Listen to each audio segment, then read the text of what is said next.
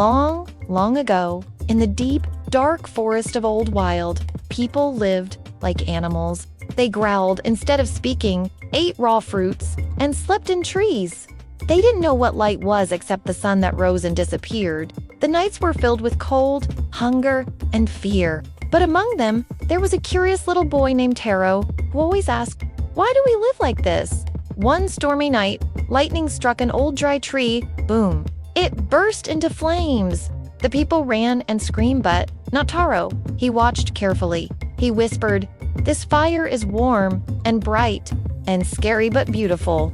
He brought a burning stick back to the camp and guarded it.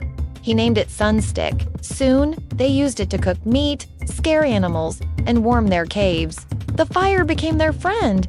One day, Taro's friend Lena tripped over a round stone, and it rolled downhill. They both laughed.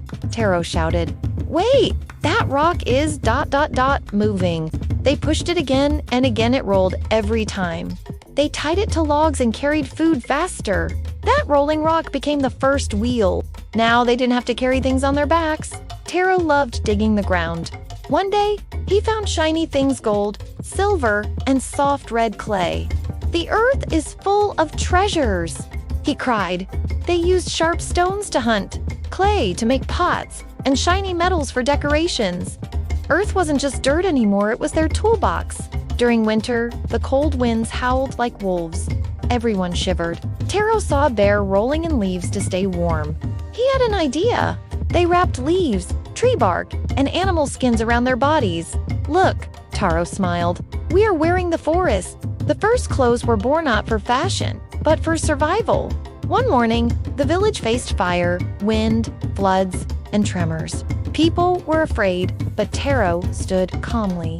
He taught them, fire gives us warmth, water helps us grow food, earth gives us shelter, air lets us breathe and fly kites. The people began to respect the four elements and used them wisely. They built huts, boats, and wind chimes. Taro watched a dog chase a tiger away. He gave it food and named him Rough. Soon, animals like goats, cows, and chickens lived with them. "We are not alone," said Lena. "Animals can be friends too." They learned to farm, milk cows, and ride horses.